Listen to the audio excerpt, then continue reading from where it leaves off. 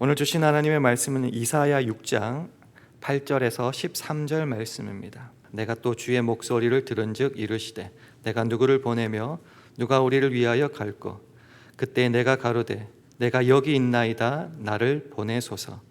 여호와께서 가라사대 가서 이 백성에게 이르기를 너희가 듣기는 들어도 깨닫지 못할 것이요 보기는 보아도 알지 못하리라 하여 이 백성의 마음으로 둔하게 하며 그 귀가 막히고 눈이 감기게 하라. 염려컨대 그들이 눈으로 보고 귀로 듣고 마음으로 깨닫고 다시 돌아와서 고침을 받을까 하노라.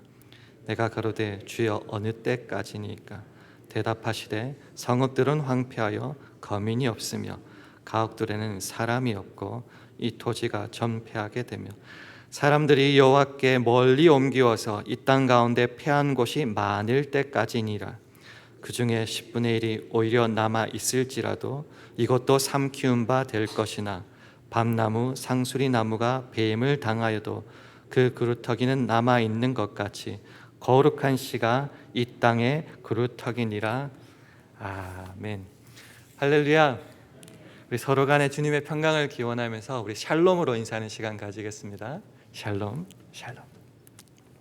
날씨가 많이 추워졌습니다. 건강 조심하시고, 옛날에 어떤 감기약 광고가 있었죠. 감기 조심하세요 이렇게 말씀했는데 감기 조심하시고 주님 안에서 건강하는 오늘 하루 되시기를 주의 이름으로 축원합니다. 이사야 6장은 여러분이 잘 아시다시피 이사야가 소명을 받는 소명장입니다. 재밌는 것은 다른 선지자들은, 여느 선지자들은 보통 1장에서 하나님의 부르심을 받는데 이사야는 오늘 6장에서야 마침내 비로소 사명을 받게 되는 것입니다. 그럼 1장에서 5장까지의 이사야서의 내용은 어떤 걸까? 우리가 간략하게 살펴보면요, 우선 하나님의 강력한 심판이 경고되어 있습니다. 하나님이 말씀하시길 너희를 심판할 것이다. 너희는 멸망할 것이다. 심판만 있는 것이 아니라 하나님께서 또 너희를 구원하실 것이라는 이런 메시지가 반복되어 있습니다. 특별히 5장만 보면요, 이스라엘 심판, 멸망은 변경할 수 없는 저 이스라엘들의 책임이다, 현실이다. 이제 너희들은 망하는 일만 남았다. 이것이 5장의 특별한 내용이었습니다. 그런 가운데 하나님의 임재가 6장에서 마침내 등장하게 되는 것입니다. 우리 6장, 이사야 6장 1절에서 3절까지 한 절씩 교독하겠습니다. 우시야 왕의 죽던 해에 내가 본즉 주께서 높이 들린 보좌에 앉으셨는데 그 옷자락은 성전에 가득하였고 세랍들은 모셔 섰는데 각기 6 날개가 있어 그 둘로는 그 얼굴을 가리었고 그 둘로는 그 발을 가리었고 그 둘로는 함께 있습니다. 서로 창화하여 가로되 거룩하다 거룩하다 거룩하다 만군의 여호와여 그 영광이 온 땅에 충만하도다. 아멘. 멸망만 남았던 그 나라에 하나님의 영광이 갑자기 가득하게 드러나니까요, 이사야가 두렵고 그래서 비명을 지를 수밖에 없습니다. 우리 5장 5절을 함께 읽습니다. 시작. 그때 내가 말하되 화로다 나여 망하게 되었도다. 나는 입술이 부정한 사람이요 입술이 부정한 백성 중에 거하면서 만군의 여호와이신 왕을 배웠음이로다. 이제 망하게 되었다고, 특별히 나는 죄인이라고 이렇게 고백하게 되었습니다. 그래서 이사야가 망했을까요?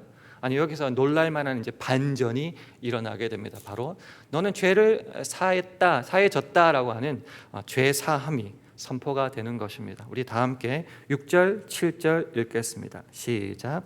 때에 그 사랍의 하나가 화조로 단에서 취한 바 핀 숯을 손에 가지고 내게로 날아와서 그것을 내 입에 대며 가로되 보라 이것이 내 입에 닿았으니 내 악이 제하여졌고 내 죄가 사하여졌느니라 하더라. 아멘. 죄 사함의 확신이 선포되고 있습니다. 성별되었다고 하나님으로부터 인정받게 되었습니다.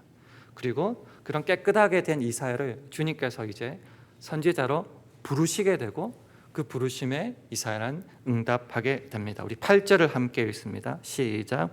내가 또 주의 목소리를 들은즉 이르시되 내가 누구를 보내며 누가 우리를 위하여 갈꼬. 그때 내가 가로되 내가 여기 있나이다 나를 보내소서. 우리가 너무나 잘 아는 구절입니다. 누가 우리를 위하여 갈고? 주님 제가 가겠습니다 라는 그런 응답의 목소리가 있습니다. 여기까지가 한번 분위기를 한번 살펴보면요, 나라가 망하게 되었습니다. 심판이 경고가 굉장히 강하게 선포되어 있는데 마침내 이사야를 부르십니다. 죄를 사하여 주셨고 누가 우리를 위하여 갈 곳? 예, 제가 가겠습니다. 그렇다면 우리가 예상하기로는 이제 하나님께서 이사야를 통하여 구원의 메시지를 저 땅을 향하여 강력하게 선포할 것이다 라는 우리 기대를 갖게 됩니다. 그러나 오늘 읽은 성경의 본문은 그 우리들의 예상을 처참하게 부서뜨리는 말씀으로 다가오고 있습니다. 9절과 10절을 함께 읽겠습니다. 시작. 여호와께서 가라사대 가서 이 백성에게 이르기를 너희가 듣기는 들어도 깨닫지 못할 것이요 보기는 보아도 알지 못하리라 하여 이 백성의 마음으로 둔하게 하며 그 귀가 막히고 눈이 감기게 하라. 염려컨대 그들이 눈으로 보고 귀로 듣고 마음으로 깨닫고 다시 돌아와서 고침을 받을까 하노라. 참 이해하기 힘든 말씀입니다. 보통 우리가 예언자 그리고 예언자의 사명이라고 하면은 죄악 가운데 있는 백성들에게 가서 하나님의 말씀을 선포하고 그들의 눈과 마음과 귀를 열어가지고 회개하면서 하나님께 가까이 오도록 만드는 것이 우리가 생각하는 예언자의 사명입니다. 그러나 오늘 이사야가 받은 사명은 전혀 반대되는 것입니다. 사람들의 마음을 둔하게 강팍해 하라. 눈과 귀를 막아버려라. 그래서 철저하게 심판을 받아 망하도록 하는 것이 이사야 너의 사명이다 라고 말씀하시는 겁니다. 참 기가 막힌 사명 아닙니까? 그러니 때로는 두렵고 떨리는 말, 기가 막힌 심정으로 하나님 앞에 외칠 수밖에 없었을 겁니다. 그래서 11절 상반절에 이렇게 말하죠. 내가 가로되 주여 어느 때까지니까? 언제까지 저들의 눈을 막고 귀를 막고 마음을 둔하게 하여 저들을 망하게 하여야 합니까? 계속 기가 막힌 말씀이 나옵니다. 성읍들은 황폐하여 거민이 없으며 가옥들에는 사람이 없고 이 토지가 전폐하게 되며 사람들이 여호와께 멀리 옮기어서 이 땅 가운데 피한 곳이 많을 때까지니라.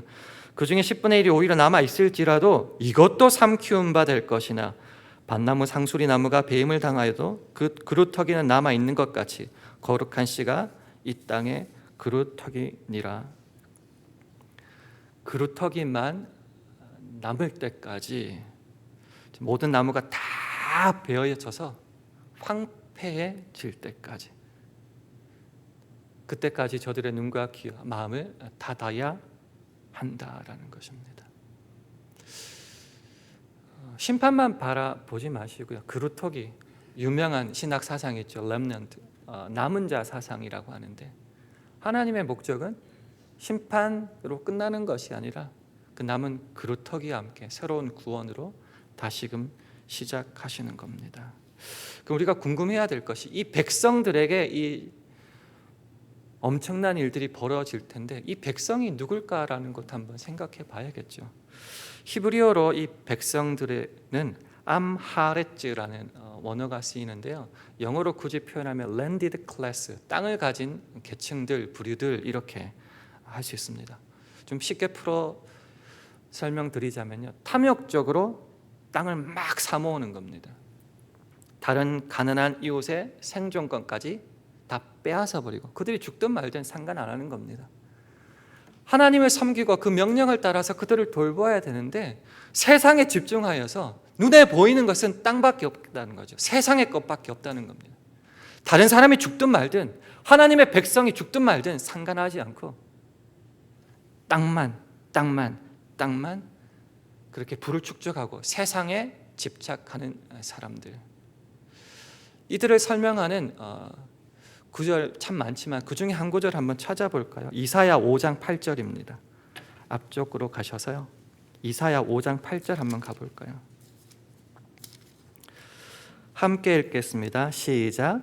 가옥에 가옥을 연하며 전토에 전토를 더하여 빈틈이 없도록 하고 이 땅 가운데서 홀로 거하려 하는 그들은 화 있을진저. 집과 집을 계속 가지는 겁니다. 땅에 땅을 더합니다. 그리고 다른 사람은 어떻게 되든 말든 나만 홀로 거기에 거하려고 합니다. 그러니까 그들은 화의 대상, 심판의 대상이 될 수밖에 없습니다. 그럼 이들의 신앙은 그러면 괜찮을까요? 이들의 신앙을 잘 나타내는 구절이 있습니다. 조금 뒤로 가셔서 이사야 29장 13절로 가보겠습니다. 998면 이사야 29장 13절입니다. 함께 읽겠습니다. 시작.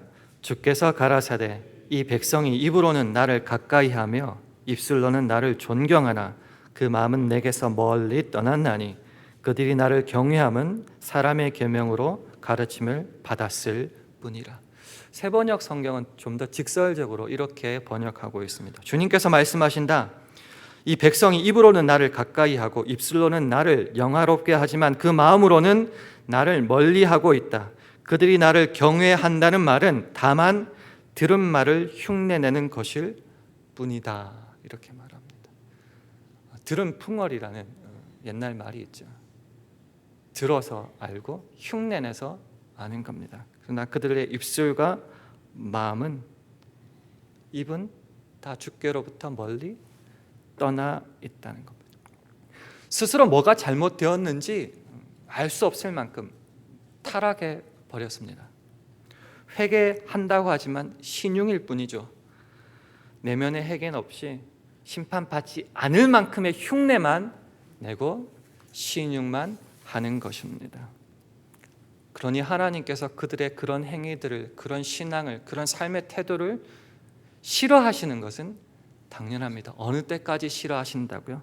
완전히 한번 뿌리를 뽑아서 뒤집어 엎을 만큼 그들의 귀를 멀게 하고 눈을 멀게 하고 마음을 강팍하게 하여서 그들이 철저하게 무너질 만큼 그렇게 하나님은 그들의 죄악을 싫어하셨다는 겁니다. 어설프게 회개해서 어설프게 땜질 해봤자 얼마 가지 못하니 완전한 심판 후에 갈아엎은 후에 그루터기만 남았을 때에 그들과 함께 다시금 시작하겠다. 예수님께서도 이 본문을 인용하신 구절이 있습니다. 우리 다시 한번 찾아볼까요? 마태복음 13장입니다. 신약 성경 20면 마태복음 13장 10절에서 16절까지입니다.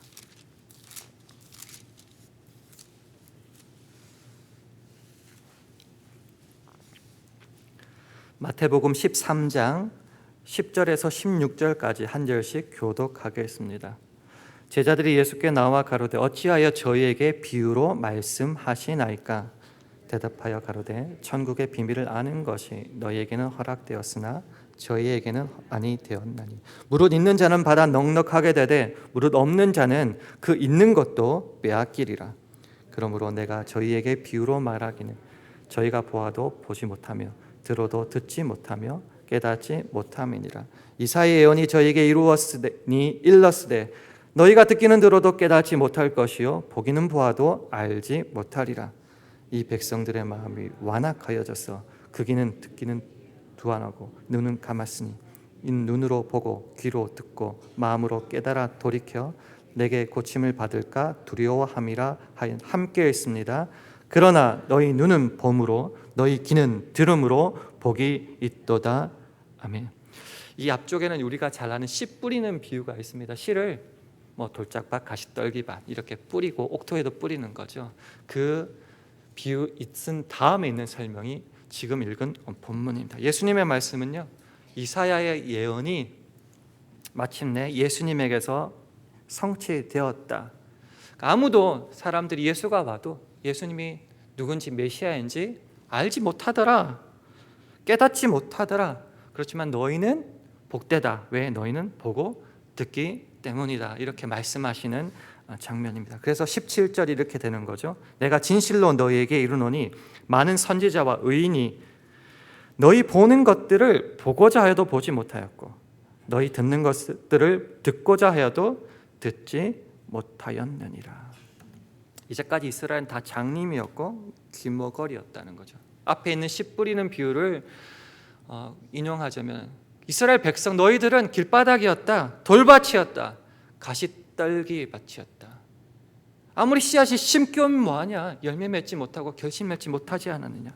희망이 없다. 죄악에 빠져가지고 너희는 멸망할 수밖에 없다. 회복될 수 없다. 구원자 예수님이 왔지만은 알아볼 능력조차 없다. 그리고 마침내 예수 그리스도를 십자가에 못 박아 죽일 수밖에 없게 되는 거죠. 문제는 그 씨앗에 있는 것이 아니었습니다. 그 밭이 문제였습니다. 이스라엘의 그런 불신앙과 배도와 씨앗이 아무리 좋아도 그런 밭에 심기면 열매를 못 맺을 수밖에 없다. 그럼 어떻게 해야 될까요?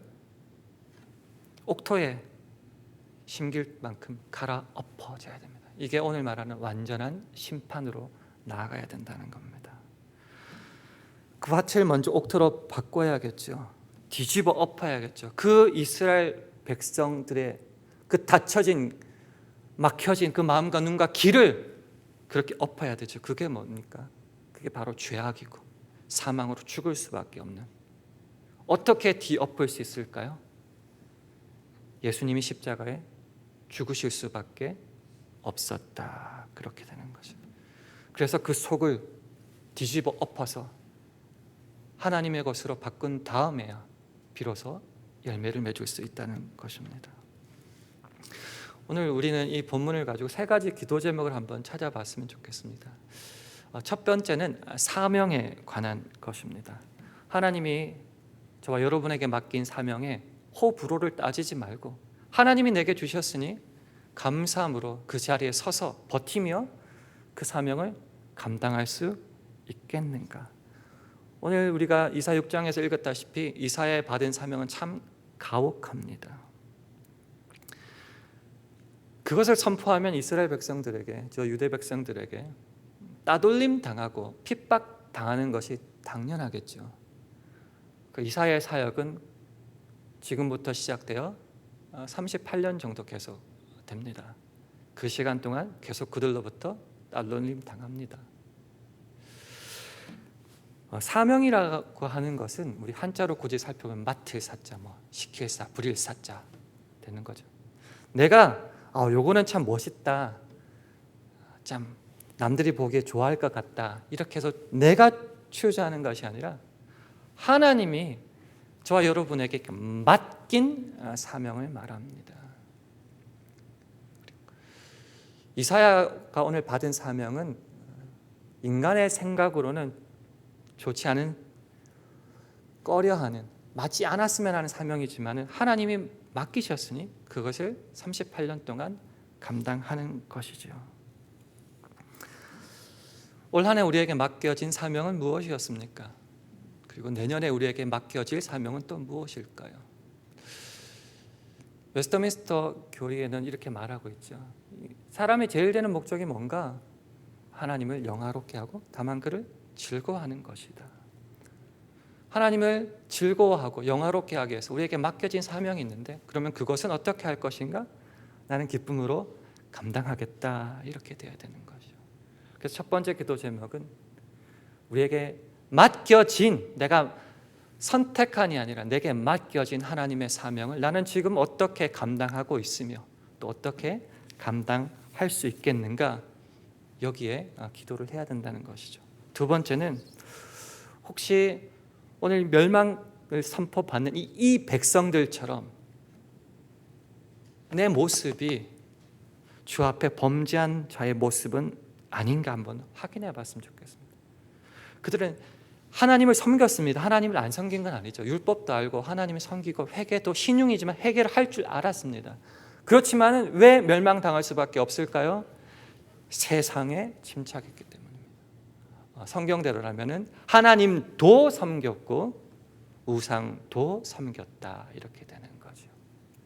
세상에 빠지니 회개할 수 없을 만큼 타락해져 있다라고 하는 것이죠. 신앙은 있어서 회개하나 회개에 신용만 할 뿐이다. 심판받지 않을 만큼 흉내만 내려고 하다 보니 하나님은 안 되겠다, 뒤집어 엎어야겠다라고 되는 것이죠. 올 한 해 나의 모습 가운데 이런 모습은 없었는지 한번 확인했으면 좋겠습니다. 이제 다시 새해가 다가올 건데 주님 오실 날 기다리는 대강절인데 주님 오시는 것 마냥 기쁘십니까? 혹시 두려운 마음은 없으십니까? 우리의 속을 다시 한번 확인해 봤으면 좋겠습니다. 마지막, 이게 가장 중요한 건데요. 하나님께서 예언자를 왜 들어 사용하실까요? 너 망해야 된다, 꼴 보기 싫다, 거기서 끝나는 것이 아닙니다. 그들로 하여금 심판을 하더라도 그 다음에 구원으로까지 이어가기 위해서 그 심판이 있는 것입니다. 마지막으로 살펴볼 것은 하나님의 심판과 진노에 어쩌면 선다 할지라도 그것이 우리의 인생의 손해가 아니라는 것을 확인했으면 좋겠습니다. 손해되고 망하고 나는 여기서 끝나는 것이 아니라 하나님의 구원을 향하여 가기 위한 발걸음이다라고 한번 확인해 봤으면 좋겠습니다. 예수 그리스도의 십자가가 죽음으로 끝나는 것이 아니라 그 모든 것을 죽음으로 다 씻어버리시고 다시금 부활로 주님의 새 생명 가운데 들어가게 하셨던 것을 기억해야 됩니다. 시간이 좀 지났지만 마지막 성경 한 구절 더 찾아보겠습니다. 우리가 잘 아는 요한복음 3장 17절, 16절 다음에 17절 한번 찾아보겠습니다. 신약 146면 요한복음 3장 17절입니다. 16절은 너무나 잘 알죠. 17절 함께 읽겠습니다. 시작. 하나님이 그 아들을 세상에 보내신 것은 세상을 심판하려 하심이 아니요 저로 말미암아 세상이 구원을 받게 하려 하심이라. 한 군데만 더 찾습니다. 요한복음 12장 47절입니다. 170면 요한복음 12장 47절입니다. 함께 읽습니다. 시작. 사람이 내 말을 듣고 지키지 아니할지라도 내가 저를 심판하지 아니하노라. 내가 온 것은 세상을 심판하려 함이 아니요 세상을 구원하려 함이로다. 아멘. 심판이 심판으로 끝나지 않고 하나님의 뜻은 구원에 있습니다. 혹시 주님 앞에 죄를 범죄하였습니까? 내가 생각해도 이거는 정말 아니다 생각됩니까? 그래서 얻어맞을 수밖에 없는 하나님의 심판이 우리에게 있는 것 같습니까? 근데 성경은 말하는 거죠. 괜찮다. 놀라지 마라. 심판은 분명히 받을 것이나 너는 기대하라. 그 심판 다음에 하나님이 너를 어떻게 만들지, 어떻게 구원하실지. 세상을 살다 보면요, 실수할 때 있습니다. 기도하며 살아간다고 해도 우리가 무너질 때 있습니다. 불안하고 고통스럽고 답답하고 어디로 도망갈지 모르는 그런 상황도 있습니다. 게다가 그것이 내 잘못으로 인한 것이라고 생각할 때 절망할 수 있습니다. 그러나 성경은 말하는 거죠.